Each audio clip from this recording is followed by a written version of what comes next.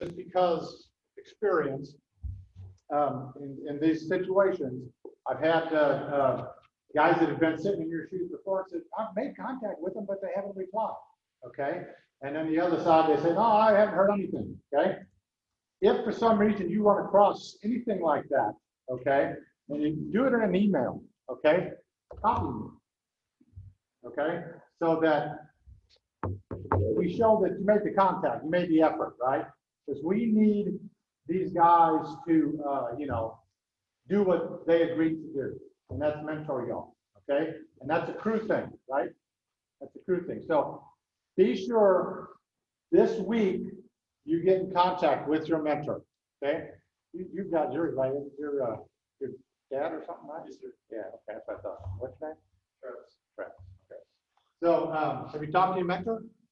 Yes. Okay.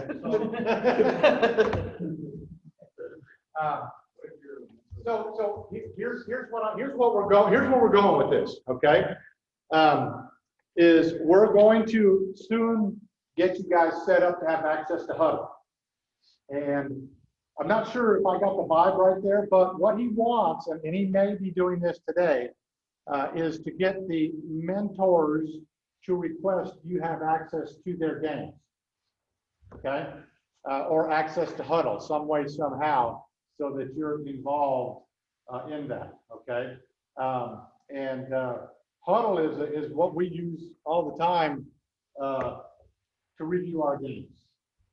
So if you were out, you worked with the crew, you can look at that entire game and see what they screwed up and what they did right, and the whole 9 yards. But it's a great training tool.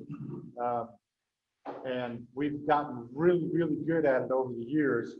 And now we've got really good evaluators that are using this tool. So it's beneficial as you get in there, start watching those games. You'll see comments put in there. If you ever see one of ours, we'll get it on Sunday, and then we're in it. I mean, and all of a sudden we pick up plays that we need to look at. Not that we screwed up, but maybe we did. We have questions, believe it or not, I'm not perfect. Never been my whole life. I don't intend to be ever. So I got to try to get better every single game. And I always learn something and by watching film. And but once you're in there looking at those, you'll put the notes in there and you can highlight players to watch and things like that, and it's a real good tool. So if you got any questions, we can do a little presentation on it maybe in a couple of weeks to make sure that y'all know how to get in there. By then, for sure, you ought to be able to have it. So I asked David to get you in there today. And but what I think is, if you have not made contact with your mentor, okay, do that today, tomorrow, okay? If you do not hear from your mentor, then I need to know that, okay? And we got to get David involved, David Relato involved in that as well, because they're not doing their part, all right? I take it pretty serious, and we want you guys to get better, and so they should be able to invite you to their games. You should be able to, hopefully after tonight, we'll get you timer certified, so at least you could do that. If they got timers and you go down, timers you get paid, okay? Keeping stats, you don't, okay? You just get to ride with them and have a camaraderie and stuff, right? So I try to put you in a paid position, but it's still, you get to see the same thing, right? You still get to sit in pregame. You still get to hear the discussions. If you want to come down at halftime and hear what they want to talk about, you can do that. And then we ask them to take you at least twice a year, take you on a JV game with one of the crew, right? So you're being assigned a crew, even though it's the crew chief, you kind of got the whole crew that you can, lean on and ask questions. And, maybe it's a position that you want to work and you can talk to that guy, right? We got a small enough class and y'all have been assigned some really good crews this year. So, take advantage of that. And if they're not doing their job, then I need to know, okay? I need to get those names let me get those names. Let's see, I got to get Travis here first. All right, well, let's go and let Paul start Rule 10 then. Yeah. Yeah, question. What if your mentor is not correct? Pardon? He's not going to be officially. Oh, well, we didn't know that. Yeah. That's what he told me. Oh, okay. All right. I don't know. Let I don't me, have the list. We'll figure that out afterwards and we'll get it straightened out. We'll get that, Yeah, let's talk about that before we leave this evening. any other ones? Yeah, so just about what Mike said, we're gonna say a few things that he kind of summarized, but we were looking at Chris Thompson. He and I have been talking for about 6 weeks on and off, and so when the names came up, I requested him to be with the Eagleson crew, he's my white hat. So, we're always looking for guys that show some initiative. So he had kind of talked last week about going to some games on Friday night. We did Lano, which is an hour and a half to go, it's 2 hours in San Antonio. I got home, I think, at like 1 o'clock Saturday. But to Chris's credit, he asked, hey, you might go to the Lano game, would we work him in the way? Of course he wasn't. So he took initiative, called the White Hat, met him at a carpool spot. We took 2 vehicles, and then he worked the game with us. So he was there for the whole pregame discussion, especially our first one of the year, which was a little awkward. We had a new back judge, so he got to see all that. Probably more importantly, maybe was the drive up and the drive home before the game and afterwards. But we were trying to figure out how to do the whole thing with waters and coolers and things. So he was very helpful. We decided to put 2 coolers, one at the end of each end zone behind the goalpost, and then we tried to scurry over there during timeouts or between quarters. He was very helpful in doing that. I know that Hector Ramon is our H, and I know that he was with him in the first half, and Hector remarked to me that he was very impressed with the kind of questions he asked. And Chris knew the right tone to do it, wasn't impeding or kind of stopping him from doing it or in the game. But when he saw a free moment, he asked him questions. And Hector was really impressed. I think we were all very impressed with his initiative and his demeanor at the game. So that says a lot about you when you're willing to do something like that. It was no paid position. You know, he spent his own time to go. So we will be looking for opportunities when we have games down the road where they have either a 25-second play clock, 20-40 play clock, or a game clock that we can tell Danny Villalobos, who is the assigner for timers, that, hey, if Chris doesn't have a varsity game that way, we really would like him to go with us and travel, and not only just be a part of the crew symbolically, but actually be a part of the crew, because the timers are part of the team. In fact, we met with both the play clock and the game clock before our game at Atlanta on Friday. So, and one other thing, guys, if you are, and we'll get into the timing thing, but if you are doing a timing role for your crew that you're a mentee of, I'm okay, and I think most everybody else will be okay. If the crews are using radios, that you have a radio up there as well. It needs to be an earpiece. It doesn't need to be broadcasted over, because it very well could have the PA announcer sitting 4 feet from you. But that way, if there is an issue, they can take care of it right away versus trying to relay that information up. And you can kind of hear the game flow that they're talking about too, because that'll help you out a lot, I think. The only side note that I would tell you is do not ever comment to a coach or a PA announcer or anything else if you think it was right, incorrect, whatever, because that's gotten guys in a lot of trouble in the past. So, but if you're going to be up there and you're learning, you're doing fine. I'm perfectly fine with our crew mentee or timer putting the earpiece and listen to what we're talking about, so that way he knows what's going on too. So. Should we get them on headsets? Or I would get your own. You can get them on Amazon for less than $8, I'm sure. And most crews have the Midland radio they can hand you. I know we carry usually like the little clear that wraps around your ear, goes to the little bud, it's got the little squiggly behind it. So are you talking about a radio also? Yeah. Well, usually the crews will have an extra radio most of the time. Yeah.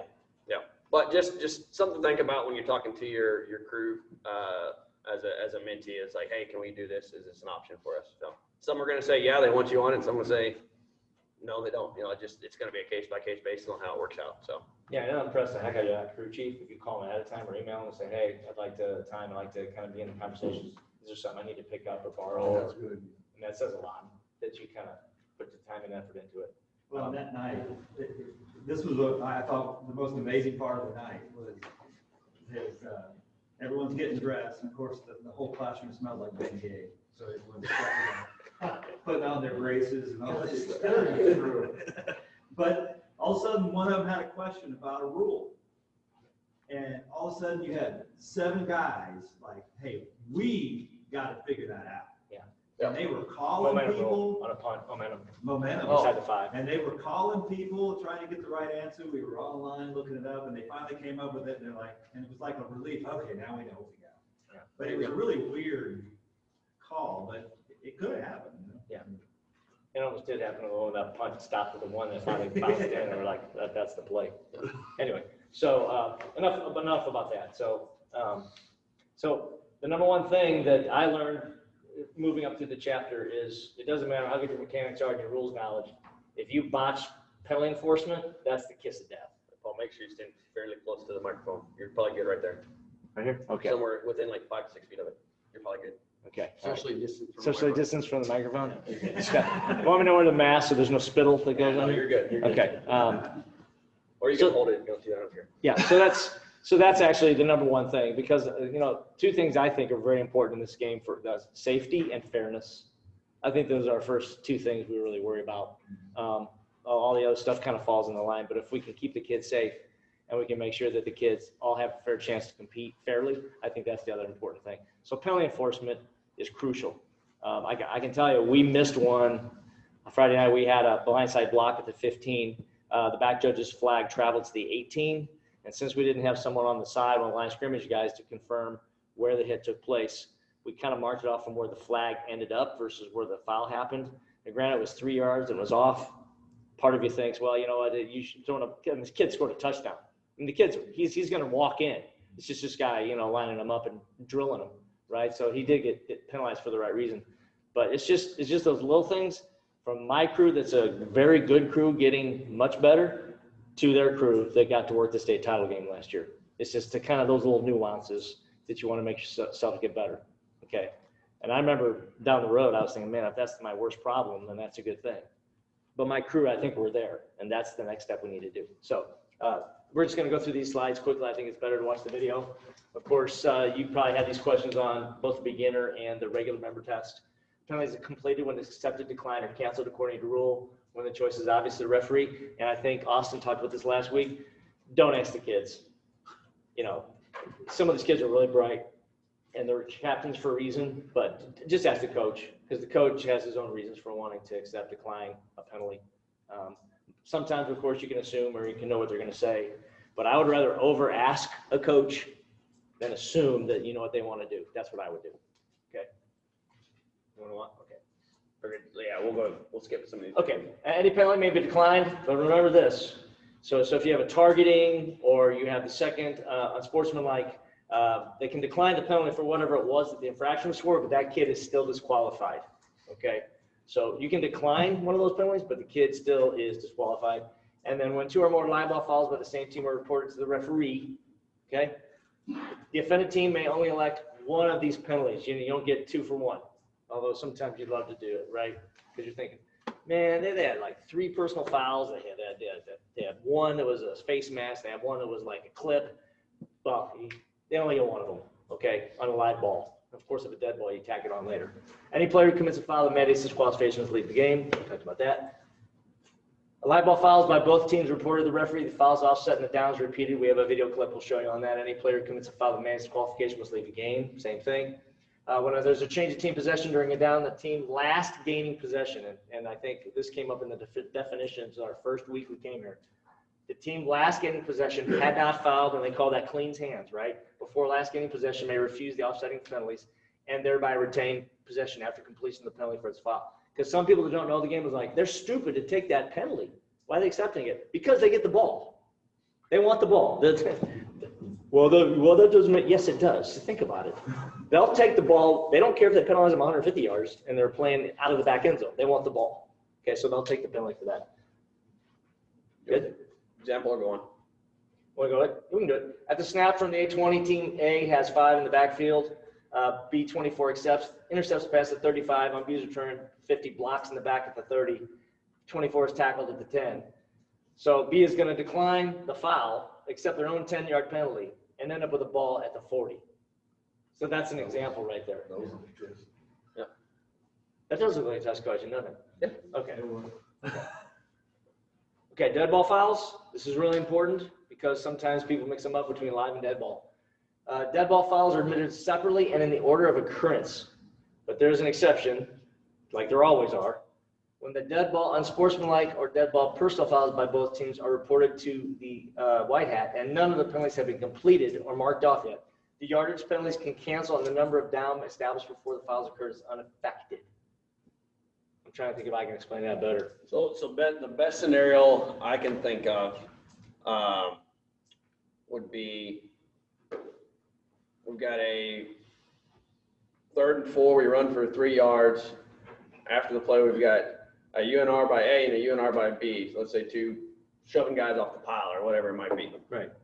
Well, we're at 4th down. Those 2 dead ball fouls are now going to cancel, and it's still going to be 4th down, right? We're not going to give an automatic 1st down in that case since we had a foul by B. Those 2 fouls will cancel, right? Does that make sense? Yeah. Now, if one gain possession causes the dead ball foul, then they'll gain possession and mark off the dead ball foul. So once they've gained possession, then there's a dead ball foul against them, they'll mark it off from. Sure, yeah. So after change of possession, yeah, we'd mark it off. But we could still have a change of possession, a dead ball foul by either team, and they'd still be canceled. Absolutely. Mhm. It's over. And I think is the exception also so say you have offsetting, so we say, okay, it's 4th down, and then after that's been announced, you have a new unsportsmanlike against team B, would you then? Then you could have an automatic 1st down. do on top the of it, auto- I think that's The big scenario that we run into a lot, and maybe was misunderstanding your question, the scenario we're gonna run into a lot is, we have 4th down, they get stopped short, and then we have, after that stop short, we have unsportsmanlike dead ball fouls by both teams. Well, play's over, we're canceling those 2 fouls, but it's already team B's ball because when he would stop short, the series ended. And the same thing, if you only have 1 foul. Yeah, Right, exactly. I mean, it's still the down is over, right? So it'll be 1st down B from that spot. Now we got a personal foul dead ball by B. We're gonna back them up 15, it's still gonna be 1st and 10. But it's gonna end up being a ball. So let's give an example. We've got 4th down, Dead ball. Yeah. 4th down, the QB's rolling out. He's near the sticks. He ends up stepping out of bounds 2 yards short, and then there's a late hit out of bounds. And we have a flag in the air. He still was short when that play ended, right? So it's gonna be team B's ball. It's just gonna be 15 yards backed up from that spot. That makes sense. So a lot of those fouls happen right away. And that's why when we went through Rule 4, right? I believe Blake went through it. We talked about what causes a live ball to become dead. We have to make sure we think about those scenarios under this rule here. So Basically, it happens after he went out of bounds, then it's dead ball. dead ball. Yeah. 15-yard penalty after they switch. Yeah. But if it would have been 3rd down, Team B becomes team A. yeah, but if it would have been 3rd down, we would have had a 1st down for A then. Right. Yeah. It's one of those counterintuitive ones. It's like, well, wait a minute. They kind of still had the ball. They just happened right to play. No, they didn't get the line of the game. So actually, it is a change of possession. Boy, that would get a lot of booze for the referees, wouldn't it? Well, yeah, Yeah. it's a good lot of views anyways. I know, but still. But Because a lot of people don't know the explain that rules. To the coach, you Yeah. have to explain that to the coach. Coach, he didn't make the line of the game. The ball was dead, and then he got hit. Yeah. So after that, he ain't gonna like it, you know? But it's by I mean, it rule. would have been different if you would have been down inbounds and then they hit. Right? And so here's the- Is that the difference? It's still a dead ball. It would have been dead ball because he was down inbounds, right? Okay, now. Yeah, it's just like, He you was know, short. As long as he's down by rule. then Yep. It's dead ball. Once the live balls become dead, everything after that's a dead ball foul. Okay. Yep. Yeah. There you go. You just mentioned that the coach is gonna ask, right? Now, I've had coaches that will ask me every single penalty. Yep. When's enough's enough? I mean, do you have to explain it to them every time what you've done? or- So, no, what I'll do, it's a great question. And now, we got more talking about how to talk to coaches, right? But, you know, you go up there and you say, Coach, here's the foul, here's the penalty, okay?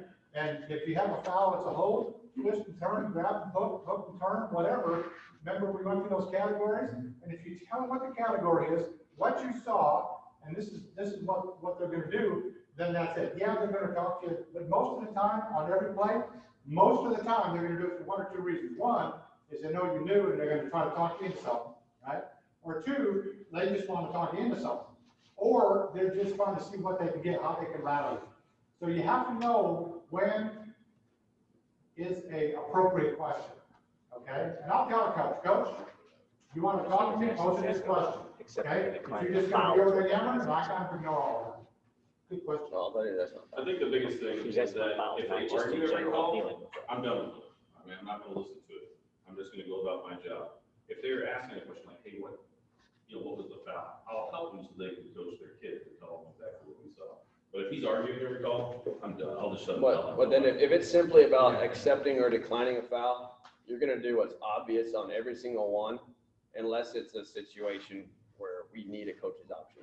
Like, if it's gonna be a 3rd and 12 versus a 4th and 2 for a holding call, we're gonna want that coach's option there, right? What I noticed, because I'm usually the age, I'm always getting it right there, Sure. constantly asking me the question, and so I'm like, I didn't see it, it was like way over there, coach. And that's the answer.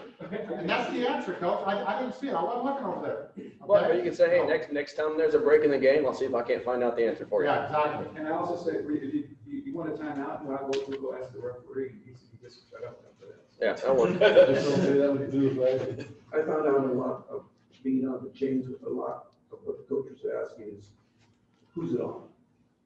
Get a number, absolutely. They're Get a number. asking- They gotta coach your kids. Yeah. They need to know. They need to know what you saw. They got somebody marking down those plays. They're looking at huddle too. So you guys should be pretty comfortable, live ball, dead ball. I don't know if we need to spend a whole lot of time on that, since we're behind. Keep going. Okay, fouls for penalties that occur between the end of the 4th period and the start of the next period for overtime between possession, between series for an extra period, and between extra periods are enforced on the 25-yard line on the spot of the next. This is part of that new thing, right? That a penalty can carry over to the next period. In the old days, you had to take the foul or decline it. Personal fouls. Personal foul, right? Now they can carry over. All right, this is the most important spot, so you gotta pay attention to Paul here. Okay. So for many fouls, the enforcement spot is specified in the statement of the penalty. So what is actually the foul being called for? So when the enforcement spot is not specified in the statement of the penalty, the enforcement spot is determined by the 3-and-1 principle. Okay, so I think the examples really help understand this. Okay. So blocking below the waist is well defined. We know what that is. As a 15-yard penalty, personal foul, but it does not specifically say where the foul is penalized from. So without that information, you have to use the 3-and-1 principle as defined by 10.2.2c. Possible enforcement spots are, and this is always a test question, isn't it? Previous spot, spot of the foul, succeeding spot, spot where the run ends, and for scrimmage kicks, the post-scrimmage kick spot. So who can tell me real quick, when it says the spot where the run ends, what's the difference between that and the succeeding spot? We could have a fumble, someone else pick up the ball, and where they are down is the succeeding spot. But if the foul occurred during that first run, that's where the spot was. Perfect, good job, thank you. Why is your beanbag important? Yes. Yeah. Good job, guys. Okay, so dead ball foul is the enforcement spot for a dead ball foul. It's committed when the ball is dead, succeeding spot. We just talked about that example on the 4th down. Team A makes a line to gain at the B4. A12 commits a dead ball taunting foul. I don't think the video works. No, it doesn't. We're not social distancing that. So fouls by the offensive team behind the neutral zone. Okay, so let's listen to this one. So for the following fouls committed by the offensive team in the neutral zone, behind the neutral zone, the penalty is enforced at the previous spot. Okay, illegal use of hands, holding, illegal block, personal fouls. Exception is if the foul occurs in team's A end zone, it's penalty of safety. So let's say it's 1st and 10 at the A20, pass drops back, he holds at the 15, okay, and they decide to take the penalty. To penalize it from the 15 or from the 20, since it's behind the line of scrimmage on team A and not in the end zone. From the 20, right? Yeah, we're not going to double, triple kill them like that, right? I work with some guys from the federation that moved in, and so I think they penalize it from the spot of the foul. Yep. Like the other 49 states, like I was working with 3 guys. One guy was from Boston, the other guy's from, I think he was from Seattle, and they're marking it off, and I'm like, no way, you're in Texas now. Yep. That's from the previous spot. It's not from the spot of the foul. I'm sure a lot of you guys aren't from Texas, but just know that they're wrong. Yeah. Yeah. Yeah, it was kind of weird watching high school. Y'all watching high school football this weekend? Yeah. It was kind of weird watching some of those guys in the rules and they were going, oh, no. Yeah. They had one from Ohio. I think it was a game from Ohio. There's a couple of them on there. Yeah, Saturday and Sunday, man. Yeah. Nice. Okay, good, yep. Let's see, basic spot. It took me like a year and a half, and I still don't know if I really know what that basic spot even means. The basic spot is the benchmark for locating an enforcement spot of penalties governed by the 3-1. So basic spots for various categories are given in Rule 10.2.2D. So when a foul doesn't immediately list an enforcement spot, we go with that basic spot in the 3-1. And so if you want to jump in on this, you can help me, Mr. College Umpire, okay? So the big deal on, and I'll just jump in for 2 seconds, I think Good. we're gonna get to it. Yeah. The big deal when we talk about basic spots is where the play ended, and it's defined as what our basic spot ends. So, and it's listed in the rule book, and we'll talk about the 3-1 principle, but otherwise, we have our 3-1, which leads us to a basic spot, but there's also running plays. It tells us, okay, if the running play and this happened, this is where our basic spot is. If it's a running play and it ends after change possession, this is where we go. They're all listed on our rule book, including if it ends behind the goal line or not. So it tells us where our basic spot is. Because did you know that we can penalize a foul from the goal line forward? No? Okay, well, we can. Well, I maybe think we'll I get to missed that. that on a college test. Well, maybe we get to that one. Pass plays, the basic spot's always the previous spot. On legal forward pass plays and kick plays, it's either previous spot unless it's under post scrimmage kick enforcement, which we have that too. And then for fouls by team B, those are listed out there as well as where those fouls are at. So every single category of play type is listed, and it tells you where the basic spot should be at. And we look at that in relation to where the foul occurred, as well as where our previous spot was. And once we complete all those, we can say 3-1 takes us down to, okay, now where are we enforcing it from? So, does that make sense? As much as it does for a first-year guy, I remember being in the hose on this one. So let me ask you, so what you're saying is, so let's say, so one guy kicks off, let's say 30-10, gains 25 yards on the run, but a penalty occurs, about 20 yards penalty. Do you assess it, do you still give them the first down and then mark it off, even though, they went past? So when we talk about meeting the line to gain, it also, for live ball fouls, it also includes the line to gain what's met after the enforcement of the penalty. So for example, and I'm gonna kind of change your scenario to make it work both ways, and we're gonna get to these here in a minute. A 1st and 10 from the A20, he's got a 25-yard run, so he's at the 45-yard line. If that foul happens anywhere beyond the 30, where we'd be bringing them back for a 10-yard foul, and that foul would end at the 30 or more after the enforcement of the foul, we would still have a first down. But let's say the foul happens at the 35 and it's a hold, we're going to enforce it from the 35, bring it back to the 25, and then we just have 1st and 5 at that point. So we're giving them the yardage up until the point of the foul, enforcing the foul, and then based on where that ball is, we determine if they met the line to gain or not. From the spot. So you could have a 1st and 1, Yeah. Yeah. You can have- you know? A 1st and 3, yeah. Yeah. So, because we're gonna get, before we go into a bunch of scenarios and questions, let's kind of work our way, let Paul work his way through this, and we'll jump in and talk about different ones, because then when we look at videos. Videos help a lot. It'll make a lot more sense. Yeah, in fact, the play we missed Friday, the line of game was the 35. So the kid's running for a touchdown. The kid clobbers him at the 15. We marked it from the 18. So the foul went from the 18 to the 33, but it was still past the yard to gain, which was the 35. So even though they had a 15-yard penalty from the spot down the field, they still had a first down because they had passed the line to gain 15 plus 3 extra. So, people who don't know football is like, how can they still get a first down after like a major penalty like that? Because you have to know the rules, right? Yeah. Okay. Go to the next one? Or is this it? Let's read through the 3-and-1 real quick, and then we'll jump to the next. Article 2. Oh, didn't you just do that? No. Oh, so when the team in possession commits a foul behind the basic spot, the penalty is afforded at the spot of the foul. When the team in possession commits a foul beyond the basic spot, the penalty is enforced at the basic spot. So when the team is not in possession that commits a foul either behind or beyond the basic spot, the penalty is enforced at the basic spot. Pretty much gotta pass the line of scrimmage. That makes no darn sense at all, does it? Is it where the, basically where? Let's keep on going and then we'll put some charts and graphs up there to make it. Okay, that's what I wanted to make sure we had those, because that helps a lot. All right, Okay. so we're gonna look at each one of these sections, but we're gonna Okay. jump ahead a little bit and get rid of some of these plays. Or do you wanna look at those plays? We can look at it if you want. All right, So so where's the basic spot at, right, Paul? That's him in Indianapolis this year. Oh, what's that? So where's the freaking basic spot is where we're at right now, Yeah. right?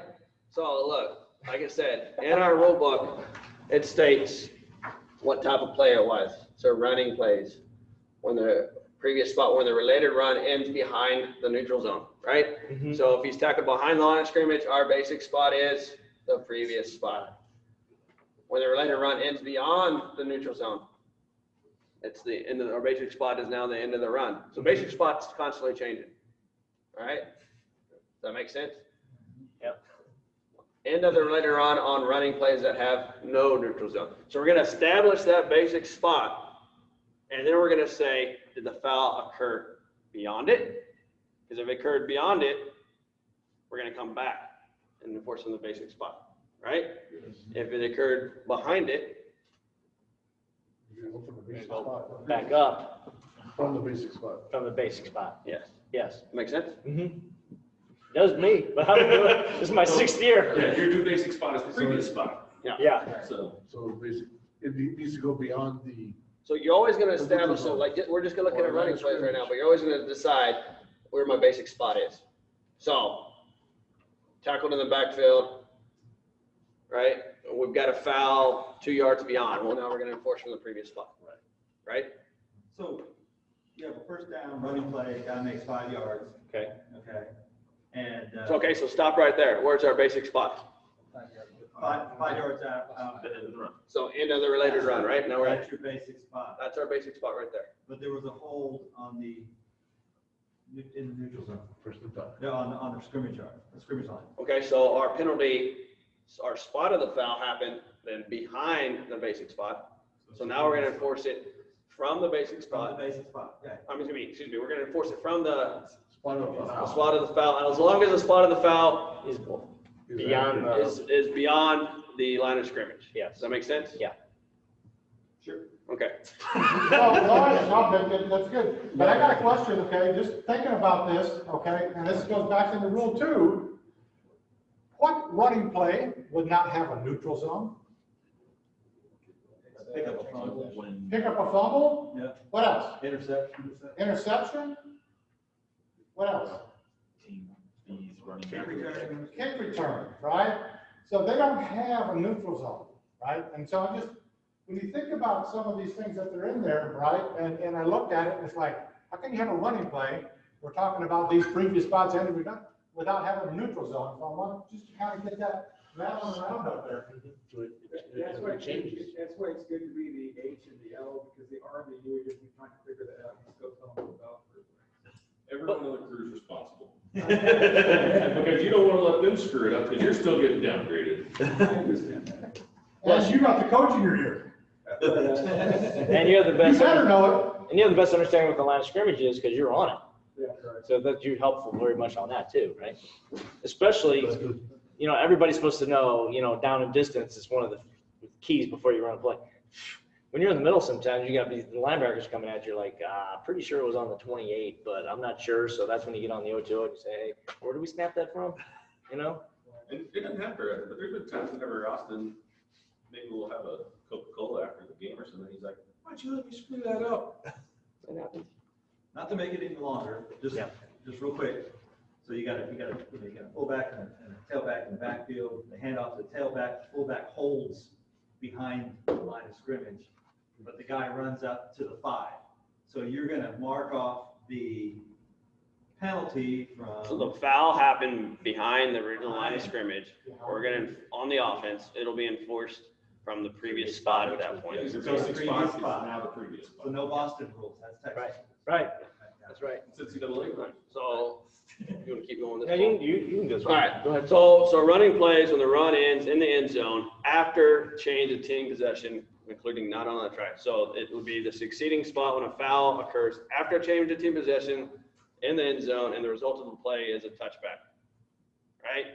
So what does that mean? We change of possession, we're in the end zone, our foul occurs, but the result's still gonna be a touchback. So what kind of fouls would those be? That could be a hold or something like that, right? Goal line, when a foul occurs after a change of team possession in the field of play and the related run ends in the end zone. So opportunity there would be, we had, let's say, we didn't have momentum, we intercepted the ball at the 6-yard line, we're running around the end zone, we get tackled, but during the guy running around, he was tackled by his face mask in the end zone. So we got a foul by the now defensive team. Well, where are we going to enforce that penalty at? We're going to go from the goal line 15 yards forward, 1st and 10, team B. It was outside the 5. Right, because he didn't have the momentum exception there. Yep. And then the goal line when a foul occurs after a change of team possession in the end zone, the related run ends in the end zone, and the result of the play is not a touchback. So what does that mean? It means we have a safety in that case, right? This was the exact thing we were talking about in the locker room. Yeah. That exact thing right there. So if you're 1st and 15 and they don't, let's say it's not the 15, right? But now you got a defensive penalty. And you're gonna mark them off. Is it half the distance to the goal? At what point do you then mark it off? Because you'll be in the end zone by that time, right? So. We're going to get to half the distance procedures here in a minute, but the basic thing is, if any penalty ever takes you more than half the distance from the original yard line towards the end zone, is if you use the full amount, that's when you go half the distance procedure. So, for example, any 15-yard penalty, the 30-yard and in, you go half the distance. Any 10-yard penalty, 20-yard line and in, half the distance. And then finally, any 5-yard penalty, right? 10 and in. With the you go half the exception distance. of. With the exception of pass interference. And we have a clip on that one. Yep. All right, pass plays, the previous spot, we talked about that. Kick plays, previous spot, illegal kick plays unless the foul is governed by post-scrimmage rules. And obviously, then there's the post-scrimmage kick spot, meaning that foul is governed by post-scrimmage kick rules. We're going to get into that definition as well. For Team B, fouls during illegal forward pass play.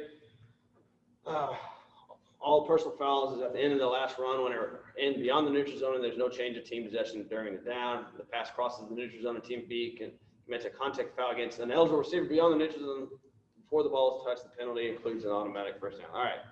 So, do you want to keep Yeah, let's see. There should be some clips here you want to show. Okay. So let's determine the enforcer spot and the basic spot. So here we are in this first one. We'll go ahead and let this one play out. I don't think I can pause it.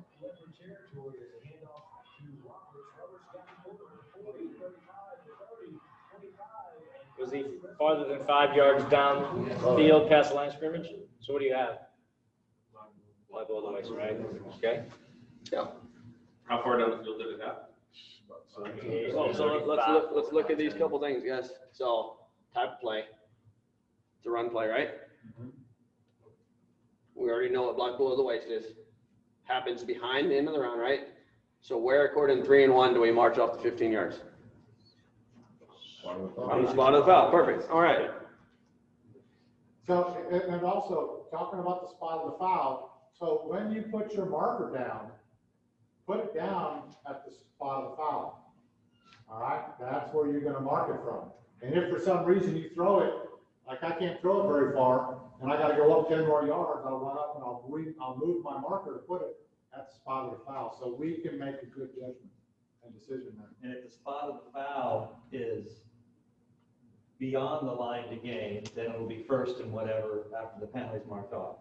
And if they didn't make the first down, it'll be second. No. Not necessarily. It's all part of, It's positive that's what yardage. we're talking about. Those are the decisions that need to be done with this 3 and 1. So let's take this next play, we're taking that same play, but let's say that run happened behind where that block below the waist is. So we're gonna, for example, say this foul happened at the 30, our run ended right here around the 14, we left from the 15-yard line. So our foul happened beyond the end of the run, or happened beyond our basic spot, so now we're gonna enforce from the end of the run back, right? Okay. And this case, being where it's at, we would be half the distance to the goal. You don't want to generalize these things, but they typically have written rules to punish people the most they can for an infraction. Like it's, right, because if there's only 15 from here versus 15 from here. So you want to hurt them more by penalizing from here than the spot of the foul. Right, because they only got to here, Yeah. and they still fouled, so we're not gonna give them to here, right? We're only gonna give them to where they got to. And in this case here, remember, we always gotta check these off. We're inside the 30, we have a 15-yard penalty, we're only going half the distance. So here, we're at the 24, we come to the 12. And the down would be repeated. When the team not in possession commits a foul, either behind or beyond the basic spot, then penalty is enforced at the basic spot, all right? So our example here, before we look at the play, 2nd and 1 at the A45, the pass is incomplete. We have a defensive holding by B11 at the A49, so that's going to be somewhere right in here. The basic spot a basic spot on a pass plate is where, everybody? The previous spot. Previous spot, right? All right. So what is the down and distance, and what else? I can tell you what the down and distance is going to be. So we had 2nd and 1 at the A45, right? So snapping right here. We had a defensive holding out here. It's top of the screen. Okay, sorry. We're going to end up having a defensive holding here. So where should we next snap the ball in that scenario?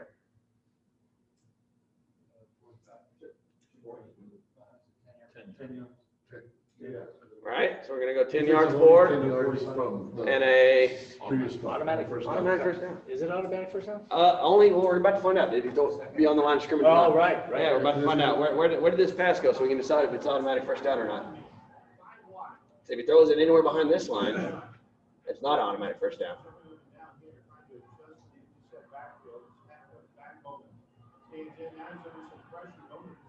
Oh, yeah. All right, so it ball ended up beyond the line of scrimmage. So now if we have a defense holding up here, we can now have the automatic first down attached to it. Even without that, wouldn't it be since? It'd be first down because the line to Just gain wouldn't was say met. automatic. Yeah. Yeah. But Which is important if that said 2nd and 16 or 2nd and 11 or anything more than That's Yeah. a 10, change. Yeah. it makes a big difference, right? Yeah. And a down will be kept, right? The down would be repeated if the line to gain was not met for that, in that scenario, yeah. Only automatic first down if the pass has to go beyond the line of scrimmage and had not been touched by anybody prior to going beyond the line of scrimmage. Yeah. Which, that was a foul, that was a caveat that I learned last year and messed up in a game. Really? Yeah, I had a pass batted down at the line of scrimmage, but it kind of kept going forward and landed like 4 yards beyond. But because it was batted down at the line of scrimmage, it was thus touched at or behind the line of scrimmage, and they did not get the automatic first down caveat. Oh, wow. And it just so happened to be like 2nd and 12. So I gave him a first down for free. Versus 2nd and 2. Yeah. Okay. I think we're good on here. Oh, sorry. Running plays. Okay, we already went over that. Team B fouls. All right, let's watch this play. 1st and 10 at B24, short gain to the B23. UNR foul by B6 at the B18. So Here's how he calls the ball high snap, busted play. Oops, I gotta run. all right, boom, see our foul up there. Oh. So we get a live ball UNR. Yeah. We gained a yard on the play, right? So we have our basic spot is where? End of the run, right? Where did our foul occur? Beyond the run. Beyond, so where are we gonna enforce it at? End of the run, we're gonna attack that 15 yards on, right? So in this case, we were at the 23, we're gonna go half the distance, we'll be at the math majors here. 11 and a half. 11 and a half, there you go, there you go. You don't have to be a math major to figure that out. Look at, He cleaned his clock. yeah, look at the top of the screen. He did, did you see it? Can you play that again? Yeah. Yeah, watch it. Yeah, he's way out of the play. Right here. Way out of the play. Oh, yeah. Ever see that? And the fact that he didn't pop him in the head says a lot about the kid. I just gave it to Who's gonna catch that? Who's gonna catch that? Let's take that. Who's gonna catch that format? Backs at LOS. Well, That's not unofficial, Yeah. okay? Because they're looking at those receivers. Who's gonna catch it in 5-man? Huh? Not judge, because that's his key on that backside. I didn't see what the formation was, but I think that was his key, right? And if it's 7-man, it's gonna be the side judge because it was the widest receiver. And the last person that's gonna catch it is everybody on the white sideline. Yes. Every coach, So, water boy in there. so let's try to go through a couple things fast. We can get those. Yeah, plays. you're fine. At the pass cross of the neutral zone, team B commits a contact foul against an eligible receiver beyond the neutral zone before the ball is touched.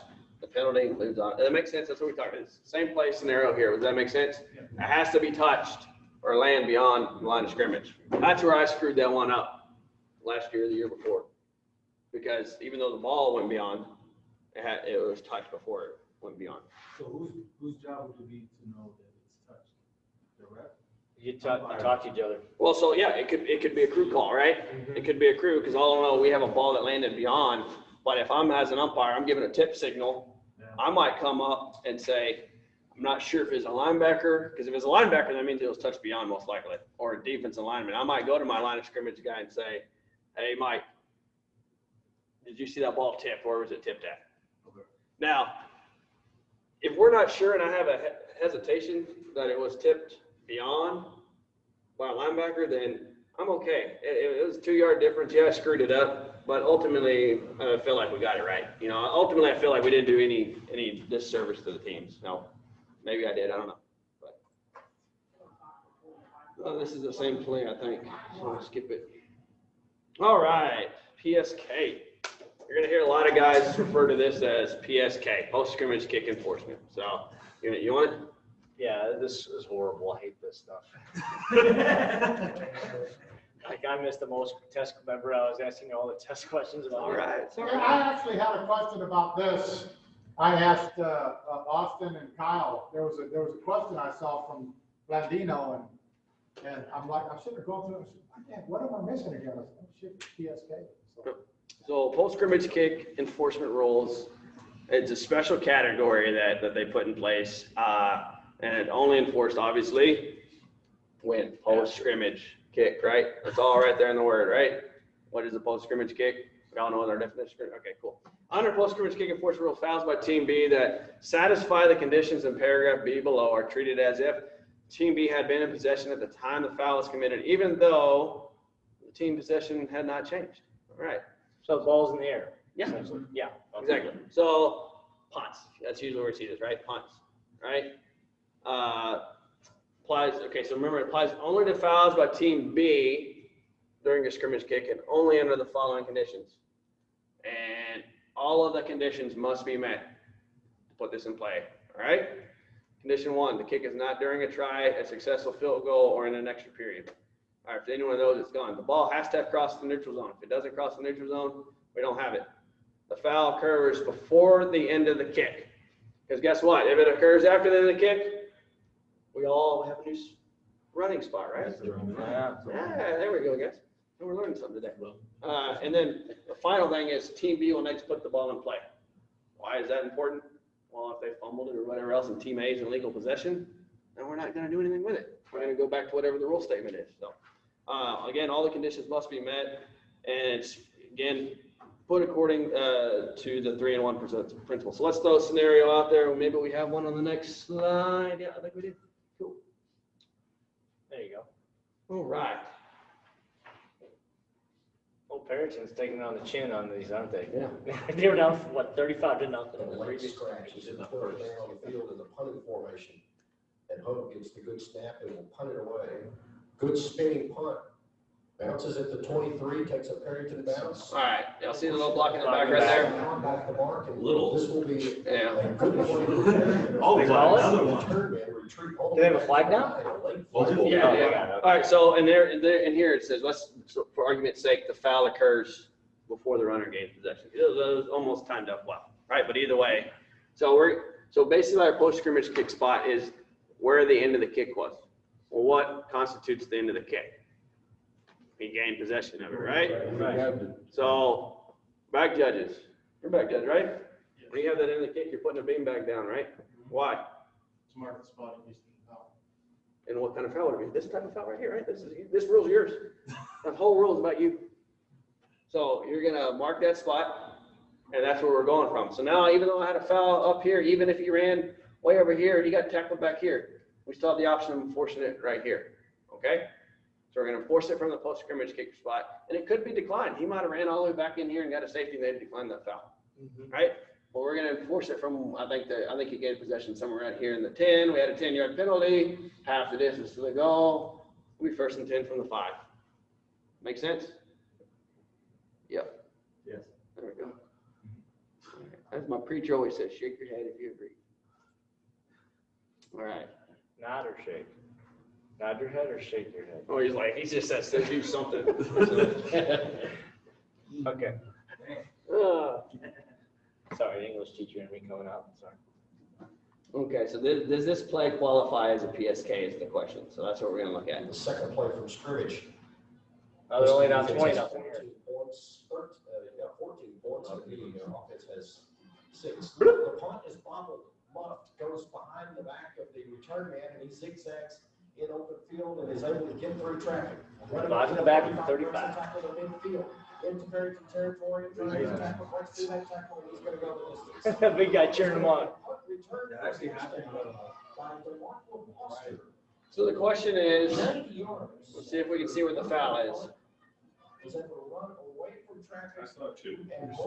I at least saw one from 35. I didn't know if I saw another one. All right, our post scrimmage kick spot's right where he gains possession at. 17. Yeah. Coming up right here. So does that qualify for PSK? No, why? It's a run, right? It's a run, yeah, it's a run. So now we got possession. Our foul happens after possession.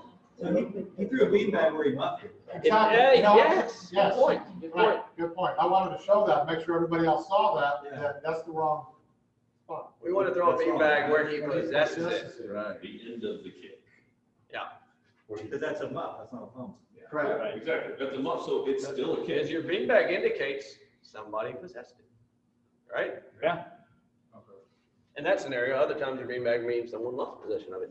Yeah, like a fumble in the middle of the field, umpire throws it. Yeah. Was there one at the 30 as well? I think there are 2 different fouls in there, yeah. 2 different, block in the back and, It looked like we had 2 blocking backs. Yeah, that's what I saw at the 30. So where's the next down and distance? oh yeah, good point. So where's the next down and distance? From the spot of the foul? We're on the spot of the foul. We got a block in the back, so whatever yard line that was on, 10 yards back. Where to go 1st and 10 from the 20-yard. 25, right? Was it at the 30? The foul occurred at 35. Yeah. So It's a 10-yard penalty block. 25 yard penalty. Yeah. I'll do the penalty enforcement. Clipping's 15. You just put your flag down.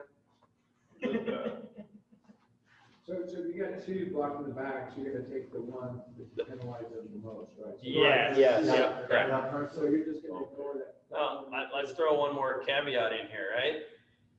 So we have that block in the back and someone said they thought they saw a face mask. There was. Okay. Much further down. So now what do we do? Now they- Not coming back, is this gonna force them to go further, or right? Re-kick, Sure.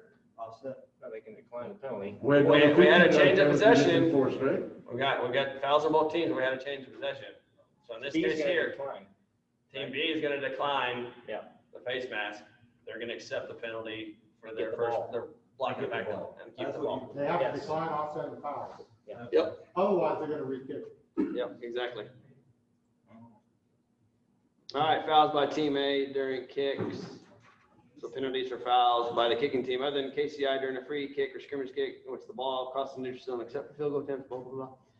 Are enforced either the previous spot or the spot where the subsequent dead ball belonged to team B at the option of team B. So that was a mouthful, but basically what that states is fouls by team A during kicks. It's always either previous spot or We're gonna have- subsequent dead ball spot belonging to team B, with the one exception of KCI is always a spot foul. All right?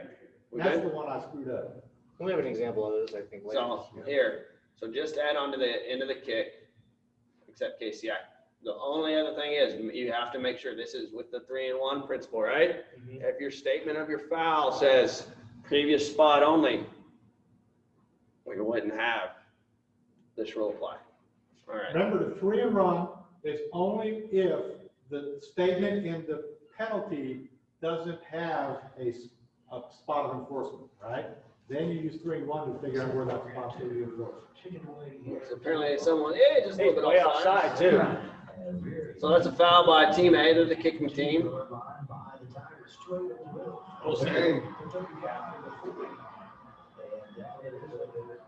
All right, so he's tackled right here. So what do we got? What's our next down? +5. Tacking on, right? Yeah. Good. What if he scores a touchdown on there? What are we doing with it? If he runs it all the way back, scores a touchdown, what are we doing with that? Live ball. And it wasn't a personal foul, right? So we're gonna climb by roll, right? Touchdown. Touchdown's good. Yep. See, if they, what would they have done if they accepted the penalty? No. Coach had been fired. From the spot of the foul. Yeah, so Don't ask me. Fired. No, it's Then we written, recant. I'm sorry, that scenario would have been. it's written in there to be declined by It roll. would have been. Yep. Fouls by the non-scoring team during a down that ends in a touchdown. Ooh, a 10-2-5A. It's a great roll. This is a great roll. Major fouls are enforced on the try or the succeeding kickoff at the option of the scoring team. If there's no kickoff, the accepted penalty is enforced on the try with the new exception. If we're going to overtime, we can now move that. So foul for roughing the passer by B8 on a touchdown pass by what are A's options? Before we watch it, what are A's options? We just read the rule, so what are their options? They scored. They're gonna score. Oh, then I'll bet $1 on on it. the try or on the kickoff. There you go. So. Whoops. Perriton taking a feeding again. Oh. So you roughing the passer. So personal foul, roughing the passer, results in plays touchdown.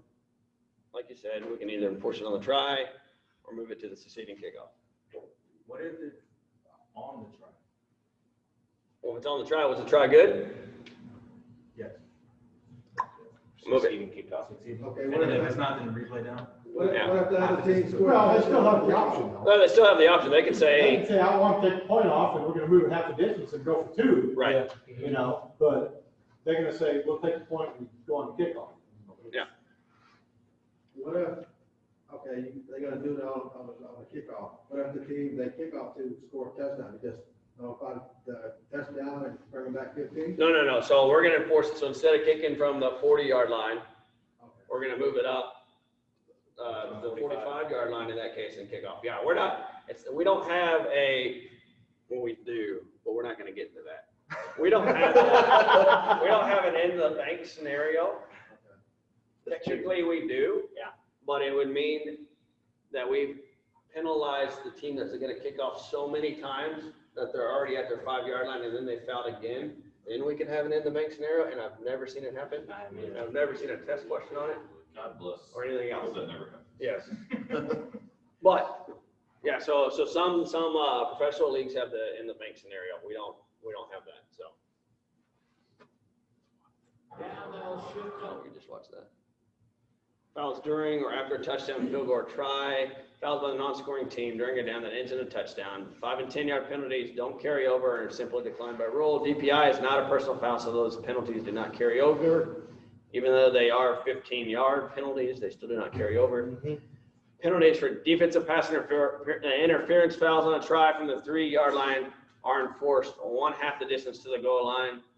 If the try is successful, the penalty is declined by rule. Right. All right, this is important because this is the only time you will go 1/2 the distance to the goal on a DPI, unless you've already gotten to the 2-yard line and you have another DPI, then you could go 1/2 the distance. So this is an exception to the DPI penalty statement. And it's specifically for try, or try somewhere right there. So you have a DPI at the 18, for your line of scrimmage 18-yard line, you have a defensive pass interference in the end zone, where do you go?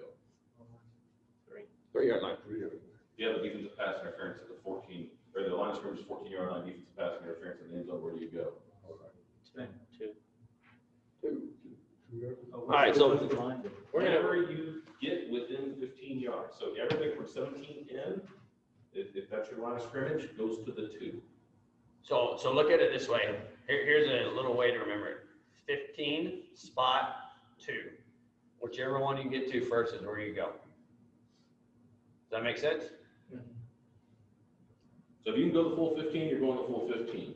Yeah, if your spot stops you short of 15, you go to the spot. But if you're inside the 17, that's your line of scrimmage. So you're at the 15-yard line, you have pass interference in the end zone.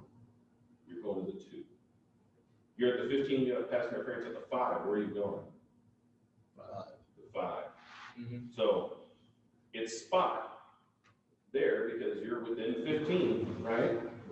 And you haven't made it to the 2 yet, or past the 2 as far as where the foul occurred.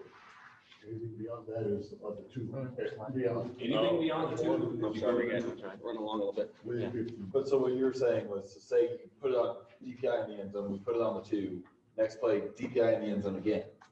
Yeah, you could then go to the 1. We go to 1. Outside of that last phrase, that is the only other scenario where you don't ever have half the distance on DPI. Yeah. So if you're at the 15 and it's a defensive 10-yard penalty, and so 15 yards, 7.5. 7.5. 7.5. It depends on We're what. talking This is only for pass interference foul. Holding. So defensive holding, what you'd only go half the distance at that time. Pass This is- interference is a specific penalty statement for how it's worked. Okay. And we have a clip on that coming up. Yeah, I think so. Okay. Penalties for leaving, okay, we're doing over that. Penalties for live ball fouls during field goal plays. What Mike said earlier, cancel the score and then replay, try to get. Yeah, this you already maybe mentioned get that. All right, we're almost done, guys. Half the distance procedures, I think we've talked about this quite a bit. Are we good? This is Half the one that distance? we're gonna, this is in my thing later. Do you want to look at it now? Sure. Okay.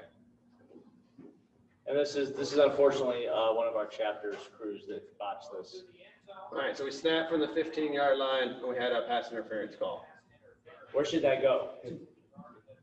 2. Should go to 2. Because if we're inside the 17, following the end zone, it should go to 2. Unfortunately, this crew is gonna mark it off half the distance and move it to the 7.5. They call it holding. They Oh, call look at that guy, I know that guy. I know that. He screws shit up all the time. He said that, not me. I'm not talking about So you. guys, the pink things are no longer part of the uniform. We're not allowed to wear those. That's true. What pink? Where's the pink? How do you call pass interference? Pink wristband. Oh, yeah, you can wear those. Pass interference. Oh, you can? Yeah, in high school, oh yeah. Oh, maybe that was college. I know what you Yeah, said. that's. He says it's a Crowley thing. Oh, it's a Crowley thing then. My bad. My bad. No, I absolutely wear them in high school. Yeah, Crowley. All right. 3rd and 9 at the B10 DPI in the end zone. We should know where it's at, right, guys? So someone tell me. We don't even look at the video. 3rd and 9 at the B10. 2. There you go. First down. We don't even need to look at the video. 1st and 10 at the B24. DPI was called at the B16. At the 16, right? 16, It's less than 15, right? Right. All right, we're good to go. That's the end of it. We'll watch the play. If it's up. Spot foul. Someone's throwing it in there. All right. So we'll just run through those ones if you want to real quick. Yeah, sure. No, I mean, guys, look, given this Mike, rule we got a 10, couple more plays to hey, look this at. is really a really important rule, and we go through it kind of quick, okay, just timing. And we can always talk about it. We got, like 5 more weeks of class, right, till the end of the season. And so we can talk about that all the way through, and if there's questions that come up, So we can. I switch still have it. We questions go about it, one, I've been doing this a long time, okay? just go through it fast. All right. But get into the rule book and start reading it, and if you got questions, get with your mentor, get with me, or any of these guys here to help answer it. Okay, All right, so, we're gonna look at a couple plays here. Let Paul key them up, and I'll hit play. okay, so what's the rule on, touching or blocking team A? Okay, so let's just run it and see what they see that they did wrong. There you go. Okay, so he blocked him before the ball went 10 yards, right? It's illegal blocking. Okay, so by rule, if you go rule 6112. So if White recovers that fumble, it's 5 yards from that spot.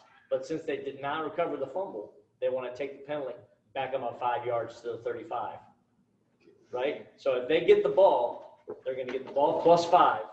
So it comes down to the foul on team A during a kick, Yes. right? Yep. So our options are subsequent dead ball belonging to team B. Well, guess what? Team B doesn't have the ball. A recovered it, so we only have an option then, one option left, right? Or if you're stupid, you decline the penalty and let them have the ball on the onside kick. But we're not gonna do that. Yeah. All right, next one. You can go to 3 because 2 is the DPI that we saw. No, kick catch interference, that's a good one. Okay, so the crew really botched this one. Okay, so line of scrimmage is the 11, right? It was the 11. That was you. Okay. Kick catch interference, KCI, okay? I guess line of scrimmage was the 14, wasn't it? The 14. Okay, so where is the penalty enforcement from? From On the spot. On the spot. 15 yards, B-ball at the 35. Guess what they did? Oh. Penalize them half the distance to the goal. Yep. That's a bad miss. Which one is? That's a bad miss. Yeah, I can do that one. has a chance to win it. Okay, so this looks really bad, and of course, you want to penalize them as much as you can, right? So we have a dead ball late hit at the 22-yard line, right? But it's a dead ball, it's a dead ball foul. So where should that be penalized from? Previous spot, which is the 5. Yeah. Guess where they penalize them from? The spot. So the ball went from the 5 to the 40. Bank here in your favor, collect 35 yards, right? Okay? Okay, incorrect, roughing the passer? Let's get that one right now. Yeah, it's okay. This is a good one. Coaches want to be their crew every time. Okay, now this is a good one because this is a bad miss too. Remember the entire body has to be past the line of scrimmage, right? What was the line of scrimmage? 10. So this is 7-3-2. So what's the enforcement on that? Was he totally over the line? Yep. No, he was 3 yards beyond the line. You So go it's from for the a previous spot. Spot of the foul, plus 5, loss of down. Oh, because he gained Okay, yards. gotcha. Okay. That's the result. Or even if he lost yards, if he had thrown it behind. Yeah, that's right, because it has to be past the line of scrimmage. Yeah. That's right, yeah. All right, we're good?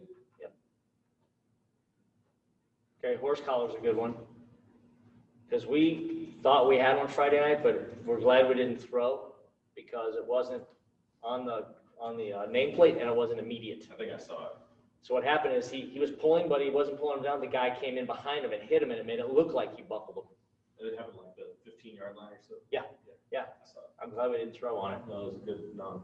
Okay, so that's a horse collar, right? It's a live ball foul. Happened at the 10-yard line. You should enforce from the 10 to the 5, right? Half the distance, first down. They also had 2 guys get after each other after on the dead ball. So 2 guys, one from blue, one from white got into it. So we have 2 dead ball fouls. Cancel out. So then the ball just ends up first and goal at the 5. Good person foul. There's a horse collar, half the distance. Yeah. Dead ball foul, offense, dead ball foul, defense. I should have done that, right? Now, what's the Penalties condition offset. where you take both penalties? So you mark off the 10 and then you mark off the other. So what are the conditions when that would occur? What is a live ball, Live dead ball ball first. scenario? Live ball happened first, dead ball hit. Or there was a clear time delay to where we would start to mark off one, and then we could possibly have another foul happen. All right, which one's next? 7 we already did. Let's go to 8. And I'm not gonna lie, I learned on this one. So this is a scrimmage kick, 4th down. Wasn't set, so we're gonna have illegal motion on the offense. Punt goes out of bounds at the 30. So the defense wants the ball at the 30, right? So they decline the penalty because they don't want him to re-kick. It's a tack-on foul on 4th down and scrimmage kick between the goal lines. Since it went out of bounds at the 30, they don't have to decline the penalty. They take the penalty and they get the 5 yards. The ball moves to the 25. 1st and 10, team B. If you don't have all 11 players get set and they snap the ball, what are you doing with it? Anybody, Mike? Shut it down. Shut it down, sure does a false Oh, start. that's what you're looking for. Yeah, shut it down, sure does a false Shut it down. start. Kill the fun. Don't let it go. Yeah. Now, there's a difference in illegal motion and illegal shift, Right. and those guys running up and not getting set. Okay? Yeah. The illegal motion is a live ball Yeah, that's a good foul.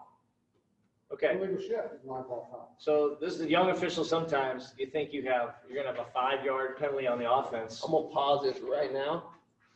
This is incorrect starting position for an umpire, guys. He's way too far to the outside.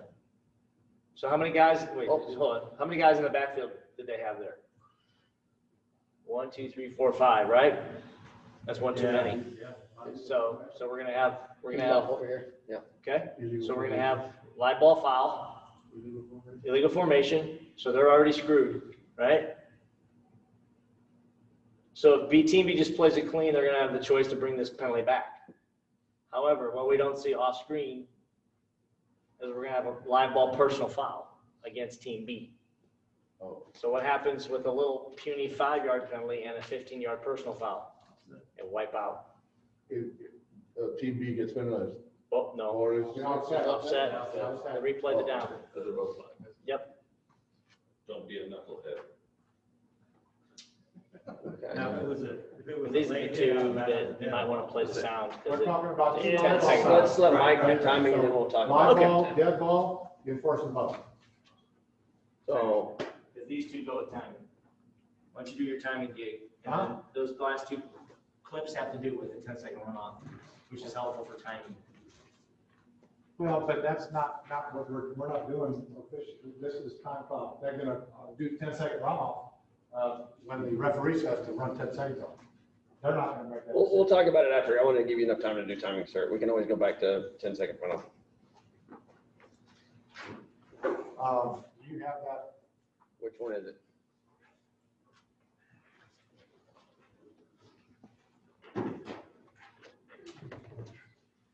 Is it on here? I don't think it was sent to us. Umpire. Well, you do, but I'm not gonna get the other one's not here. You get it last night, because I saw on that last time, before you threw the flag, they were doing something, I was not sure what they were doing. Yeah. Like the lines, the line scrimmage officials, like they were doing something to communicate that they were gonna throw the flag. Yes. And I couldn't, I just couldn't make out what it So was. sometimes what they do is if they know they both can count 5. Oh, was it in, Like, It was in the email they've sent. We have an issue. we have 5 guys in the backfield, so. Gotcha. Ring Charles. If you can, you should. Okay. Because then it convinces the coaches on both sides that both guys were aware and paying attention to that. Gotcha. Yeah, because that was something we actually discussed last week. So that's Like, what- well, we were trying to do that, but he said it, and I was not. It probably punches back, right? Because when you punch back, you want the guy that's white. Yeah. that feels he was off. Yeah, so, we're gonna go through this. Okay, now, about a week or 2 weeks ago, Dave Maxwell sent out a clip, on timing, okay? Did anybody take a chance to look at that? Okay, a couple of you did. So it's really, really good, and the reason I want to bring it up and I want to go through it today is so that if you get a timing assignment, we know that you've gone through it. So, 1 second, I had to log in. oh, yeah, I had to put your name on it, yeah. So you can go back over this, and we can go through what they have. And now they're not gonna go through every one of these, just because it's redundant. But I wanna hit the major points. And I'm gonna let them, they got the talking on, don't do that first one. Go down to general, yeah, use that one. These are some general thoughts or comments regarding Okay. the play clock. You have binoculars, bring them, that's up to you, okay? You are a key part of the crew, and you can have a positive as well as a negative effect on the game. You need to avoid distractions in the press box. Go to the This next one. job requires more concentration Let's at go to the game times clock. than the on-field. So, for the first part of this That one's presentation, 131, we're yep. going to be Where's dealing 5? exclusively. Okay, here's your game All clock. right, when you get up into the press box, if you're there early, the possibility is there that someone may have already started the countdown for the game clock. They usually set it at 90 minutes or 75 minutes before kickoff. It's just a way for everybody that's in the stadium to know how much time we have before we get to the kickoff time. But when you get in the chair, once the clock counts down to zeros, you're going to set it at 12 minutes. At the 12-minute mark, that's when we'll wait for the kickoff, and we'll get into that here in just a minute. Okay, go ahead and pause A it. couple of things to remember that. So what they're saying is that you get up there, okay, if somebody said it, nobody's done it. Telling you, that's your job, okay? So you're gonna get up there and you're gonna get with your back judge and say, you know, what time do you have? All right, you're gonna synchronize your watches so that you know you gotta kick off for 7:30, right? So you're gonna get up there, 7 o'clock, whatever, and you're gonna put the 30 minutes on or whatever you have so that it counts down. So like I said, everybody knows when that time's kickoff's gonna happen, right? When it gets close to 0, okay, typically what happens is you do toss, anthem, kick, all right? So they're doing a toss 5 minutes before, they're doing an anthem at 3 minutes before, the anthem takes 3 minutes, and during the end of the anthem, the horn goes off, right? Watch that, don't let it happen, okay? Don't let it hit 0, don't let the horn go off, stop it, reset it, do whatever you have to do, and put 12 minutes on the clock, okay? What's the next one? 6?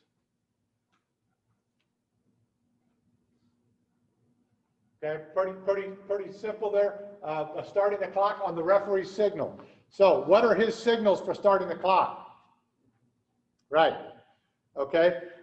When you are, now here's another thing you got to be careful of is once you have a play that ends down on the sideline and we come up and we stop the clock to mark the first down off, okay, your referee should start giving you the wind, okay, before the ball's set.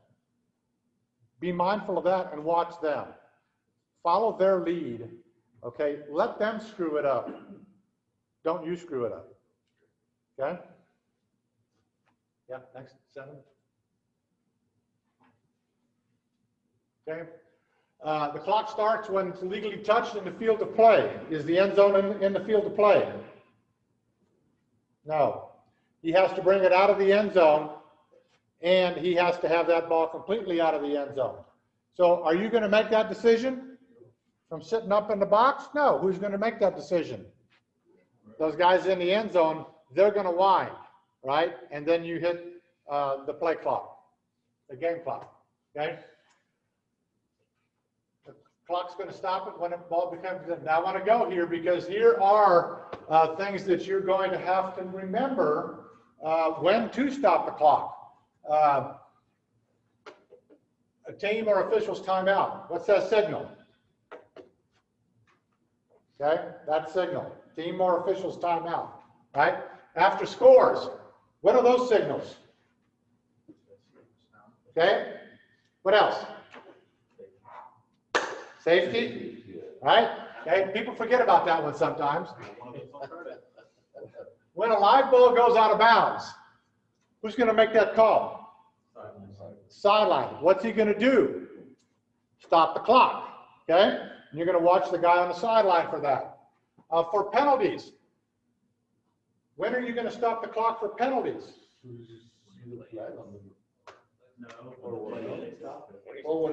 When the referee stops the clock, okay? They're doing that to do the penalties. Oh, yeah. Okay, so that's what I'm saying. Watch the referee, watch the officials. So if it stays inbound, you wait until Absolutely, because you don't know, okay? You got a running play and you got a hold and you got a flag down. You say, here's a flag, you don't stop the clock. Play's continuing, right? Play keeps going. And as officials, if you're on the field, remember your flag mechanics. You have a flag on the ground, you're gonna go report it, whether it's inbounds or whatever. You're flagged in, you kill the clock after the play's over. Make sense? So your JV game, stuff like that, you're in charge of all that too. When the first down is awarded, okay, what's that signal for awarding the first down? Stop the clock, okay? When a pass is incomplete, okay, stop the clock. After any kick down, all right, that could be, let's see here. If you got a kickoff and it goes up and it lands in the end zone, when do you stop the clock? Now, you should have never started it. Oh. Those are test questions, right? Well, it Okay. also means that even, and some officials forget about it because they get caught up in what happens. Anytime a ball is kicked on a scrimmage play, whether it crosses the neutral zone or not, we're killing the clock of that, in that play, because by rule, kick plays, the next play is going to be on the snap. All right? That's what that means. So some guys will get confused by what happens and they'll end up coming up and rolling it. So maybe you can help them out and stop it, at least briefly, let them try and catch the mistake, so. Yeah, they'll have you put time back on it if they need to. For an injured player, after the ball is dead, or for a player when the helmet comes off after the ball is dead. Again, watch your officials on the field, and if you see any of the officials on the field stopping the clock, then you need to stop the clock for whatever reason, okay? To restart it after a kick down, so on the snap, after a kick down, your signal is going to be what? The snap, okay? That is your signal. You won't see anything from the officials. After a touchback, it'll be on the snap. After a apparent first down by team B, and they actually snap, okay? After the runner backward pass is fumbled out of bounds, all of these, the clocks are stopped. And if you don't have a referee giving you the wind, it starts on a snap, okay? In what scenario would that ever happen? After a 2-minute warning? Yeah, did you see that in the rule book? I don't even know why is that on there? That should never happen in our game. No, it should never happen. What I have done, and I'll tell you this, if you don't have a clock, Correct. okay? If we didn't have a clock in the If game. you don't have a clock Good point, yeah. and you need to relay information to the sidelines, coach, there's 2 minutes left, or whatever, right?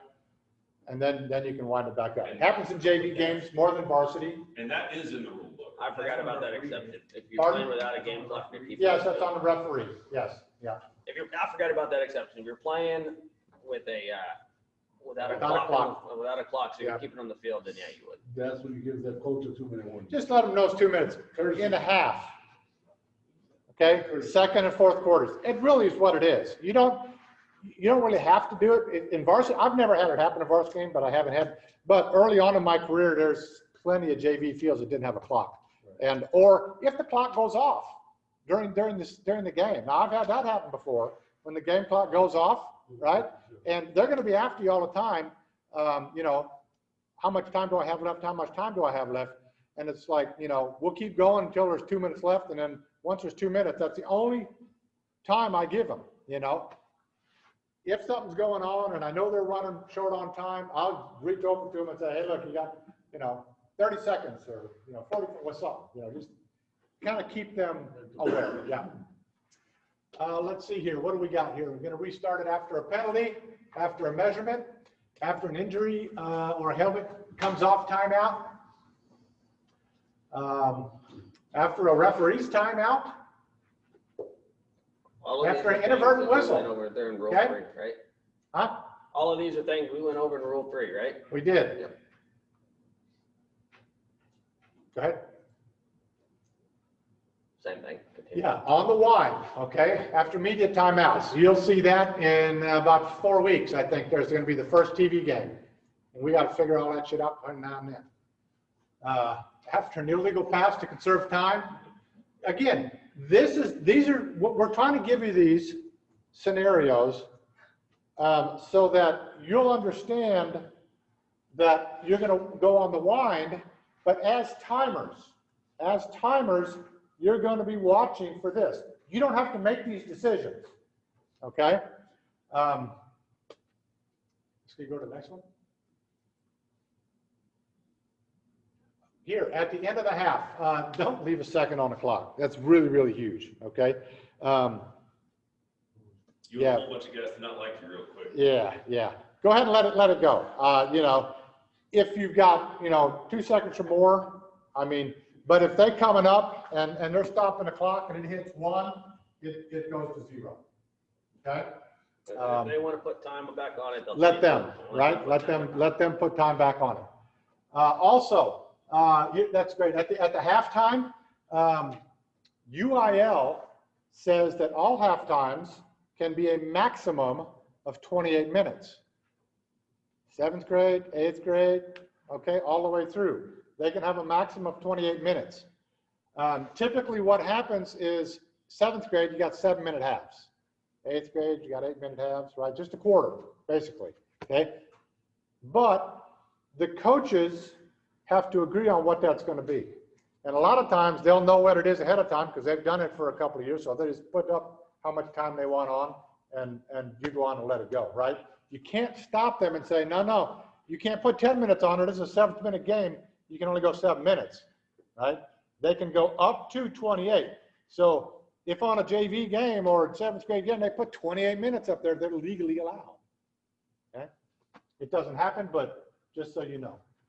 Halftime, you start the clock. So in a varsity game, you're going to put your 24 minutes up on the clock, and the referee's going to clear the field, and the players are getting off the field. And what should happen is the referee will stand in the end zone, and he'll give you the wind. That means you start the clock. And then if you want to go down to the locker room and visit with the crew, you can. And it's a running 24-second clock. You get into a stadium, possibly. I think they've got their own timers on there, but they've kind of got their own way of when they're going to start their game clock because they have commercials they have to have on their scoreboards. So they go ahead and they do it their way. So they'll tell you as officials, if you're going to head off the field and you're winding the clock and I haven't started it, it's because I got to get my commercials in before I do the start the clock at 24 minutes. So. There you go. You can come by the locker room there. You can check in by cell phone. It's up to the crew. It's up to the crew chief to decide what he wants.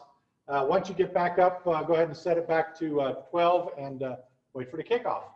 Let's go. Usually you're not going to reset the clock unless you got a really bad error. Don't try to fix it. Okay. You let them fix the clock. All right, you're watching them. You're starting to stop it. If something needs to be reset, and it's only for the game clock, not the play clock. It's only for the game clock. They will reset it if the start of the game clock as if a dead ball foul occurs. Delay of game foul just before the snap. A timeout's called to avoid the delay of game, or you're not anticipating a timeout or initiated by the coach. Concentration helps. Get up in those boxes early enough. Make sure you can get a good view of the field. Sometimes you're sitting off in the corner and you got a post in the way, right? So you got to look around to kind of get the feel of that.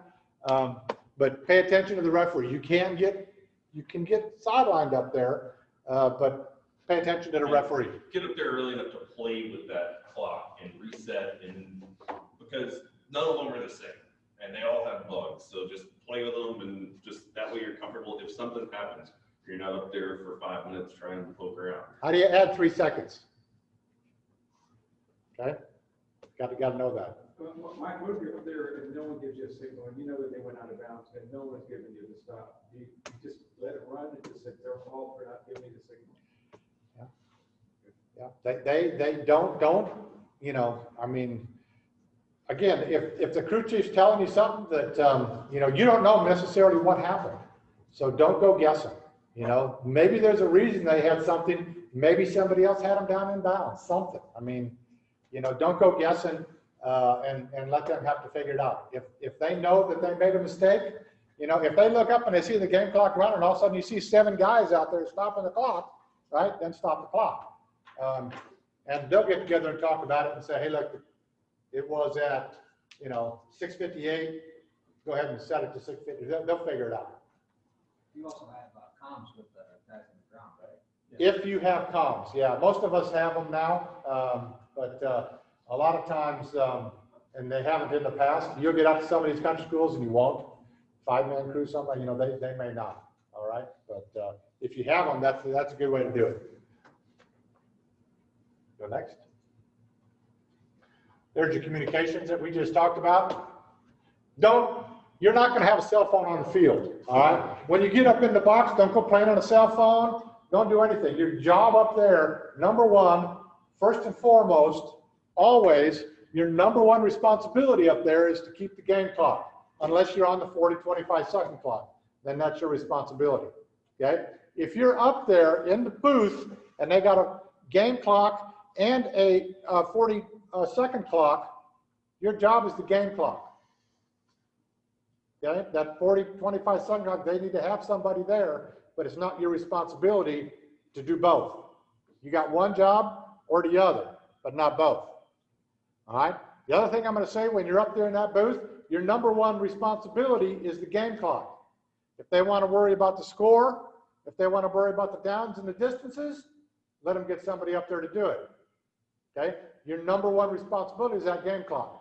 If you can and you want to be nice, you can mess with that stuff, but don't let that get in the way of watching the officials and taking care of that clock. You want to piss off a crew? Screw up the clock. Okay? Then we'll get a whole new set of signals to let you know. Yeah. You'll see something like, that ain't gonna walk. Whole lot of nonverbal communication. Yeah, if something happens to the clock, and this should be discussed in the pregame, okay? Your crew with them. What do we do if our clock stops? Where are you going to go? Who's going to get that corrected, and how long? So if you're up there in the booth and the clock stops, they're going to, obviously get a hold of the sideline or get a hold of you and say, what's going on? And it's like, well, it's slowed up. They may wait a little bit to see if it can get fixed. Otherwise, they'll turn around and they'll say, hey, back judge, clock's yours. We're going to keep playing until they get the game clock back up. Once the game clock's back up, then if it's done quickly, you can get to that time. Otherwise, it turns off, and then you get to go down to the field, and you can keep it down there on the field. Quick question, if it looks like the guy's going out of bounds and the linesman right there is winding the clock like he didn't make it out of bounds, but you've got the referee back there stopping the clock, who do you want? Stop the clock. Stop the clock. Okay, so what'll happen, okay, this happens a lot. You'll see this more often than you think. Exact same play. You're going down the sideline, okay, and the linesman's going inbounds. I got him inbounds. I got him inbounds, okay, and then he'll come up and he'll stop the clock. That means he's down inbounds. I got a first down. Okay, so that as they go back out and they get the ball, and then the referee should just, if you work on our crew, I mean, it happens quick. If he's going out of bounds, he comes back in, we're starting the clock. He never goes out of bounds.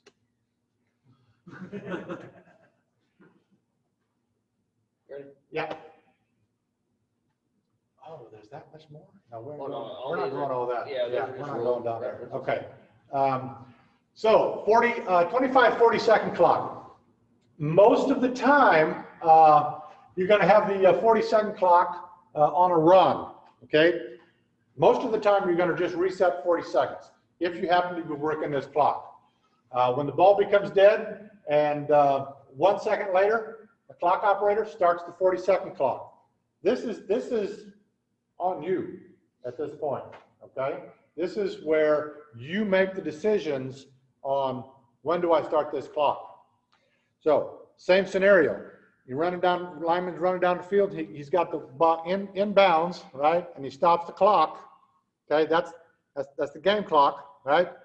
Play clock operator sees this. He says 1001, reset. Boom, I'm at 40 seconds. Okay, So that's how quick you need to make that choice if you run the 25, 40-second clock.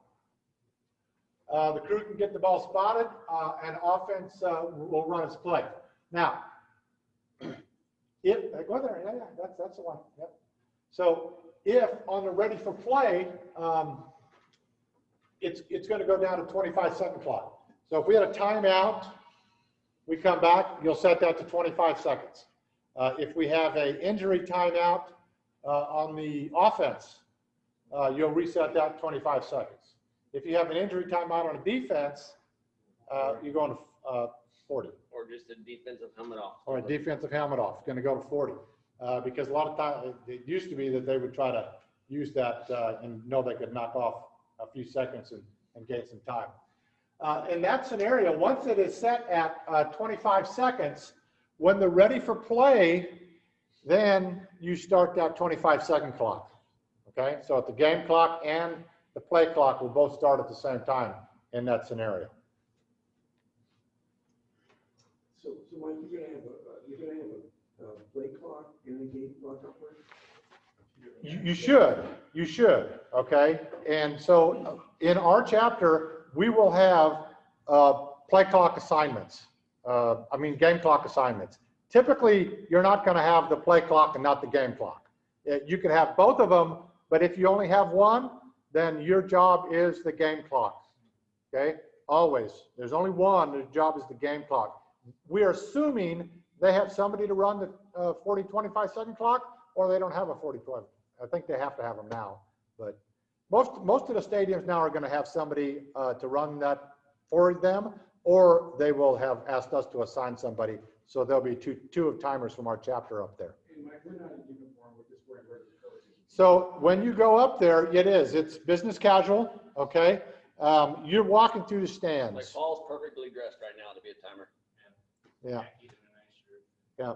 And if you want to wear a hat, something like that, you don't want to have to go out there, put your stripes or your pants on, something like that. You don't want to have to go walking through the fans up to the press box. And, especially if we screwed up a call and it's that sideline, and they take it out on you. So What I like to do is when I used to do timing, I like to wear my biggest and cleanest and nicest A&M polo. And then all the fans think I'm an A&M scout as I'm walking up. Also, we talked about Chris, bring your gear. Oh, yes. Well, yeah, we haven't got that way, but yes, that's fine. But that's absolutely true. I can't tell you throughout the course of the last 30 years how many first-year officials got their varsity game when somebody went down and they were timing. Okay, yeah. We went to a game out in Bernie, and back in my truck I had my gear. You never know, right? I worked a playoff game last year for a guy. I just went there to truck tops. Yeah. And he went down to the end of the first half. Really? Yeah, it was O'Connor and Brayton. Oh, okay. Hey, Mike, instead of varsity, we're not gonna have game, we're not gonna have game clocks. You're gonna have game clocks, not play clocks. So here's what I do, okay? Here's what I do. Here's exactly what I do. I will use the clock on the scoreboard, okay? But my 40 seconds is closer, depending on the level, depending on the teams, depending on how it goes, but I'm closer to 55, 60. I'm lenient with it, right? Except when they get down to where you're close to the end of the game or end of the half and it's close or the teams are taking advantage of you, okay? So There's some 7th graders that can't get a snap off in under a minute and a half. right. It just is what it is. But there's other teams that will stretch it out and they're trying to call the plays, right? Like you get some of those 5A, 6A schools in JV and they're trying to teach their kids, okay, well, they should have a little bit better understanding of it and they're a little bit more, the coaches should be better at getting all that stuff in. That's a coach's foul by not getting them in and get it done on time, right? So you got to use your game management skills and learn when to use that, when not to use that. But typically I'm lenient on that, except when they start to take advantage of the situation or they take advantage of another team. Something dictates I need to be stricter on it. I got my watch that I will use, or I'll use the game clock. Now, coaches have asked, well, what's your signal for 10 seconds? And I've kind of done that. I'm like, I'm the R. Yeah. Sort of like this. Here, and then 5. Okay? And then really, really slowly down. And if that's the case, and they're looking for it, now here, on the other hand, you'll have good coaches that are trying to teach their kids to look at you to know when to snap the ball, right? So similar situation, you're at the end of the game, and they're trying to run down the clock to a certain point, right? Trying to maximize that usage of the clock. Well, if you've got a minute left in the game and it's third down, they're going to want to run that down as far as they can, right? So you're not going to let that whole 60 seconds run out, right? If the other team's got the opportunity, right? You don't want to disadvantage the other team. So in that one, you keep it pretty tight, right? Follow it to the letter as you can. Again, it's game situation, it's game awareness, how you manage that clock. Okay, the signals here for if the Let's pump it up to 25. Pump it up to 25, yeah, okay? One hand, right? If the referee, and only the referee, is going to 25, okay? And when your clock is running down, right? When your play clock is running down and they need to reset it, they're going to pump one hand. Then the play clock resets to 25 seconds, right? If for some reason it's wherever it is on the game and they go up with 2 hands, they're not raising the roof. They're telling you 40 seconds, full, right? Full 40, 25, okay? It happens on both. You'll see a lot of times on the kickoff. Don't forget, on a kickoff, it's 25 seconds, right? So you'll see referee down there pumping it up, right? And if he's doing it and you haven't done it, all of a sudden you'll see a couple other guys start pumping it up, right? So somebody's not watching when you got 2 or 3 officials doing it, because it should just be the referee. 2 hands going up is going to be for the. We're stopping there. Yeah. So.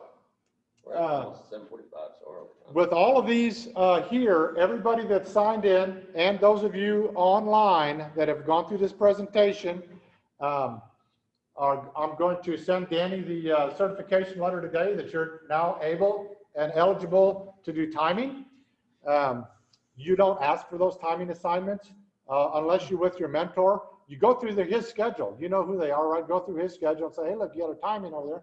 Can I go be your timer? And let him request Danny to put the timer in there, okay? That's kind of how we've got this set up for you to be able to go to that game. Most games are like, what, northeast side and those places, they have a set timer that's 30. They got a set timer. And those types of stuff, when you're in town, you're at these northeast, north side stadiums, then your best bet is just going to be down there charting fouls. Okay, questions? You go back to, look at that, That's online, yeah. So it was 2 weeks ago, I think. Dave Maxwell sent this out. And if you want, I'll go ahead and I'll put this link in an email and I'll send it to you. How's that? Okay. That way you don't have to go find it in an email like I did. Is it on the website too? Okay. Yes, sir. Yes. Yes. Carry your watch. Yes, absolutely. Especially for, like, I have a smartwatch. Guess what? I can't make it time well on this. I have a different watch I use for games. I got a different one, and I can't do it on this. I got to have a different watch I do for games too. And I do a countdown timer. And then what I really want to do, and I haven't bought one yet, is get one of those big ones so I can see it when I'm on the field. Well, the other thing is I've got a Fitbit watch, and there was an app I downloaded on it called Football Clock. And I can keep 25, 40 timeouts, everything right on my watch. It's easy to use. So we will not meet next week. It's a holiday, okay? Enjoy the 2 weeks we got off. Hopefully everybody gets out.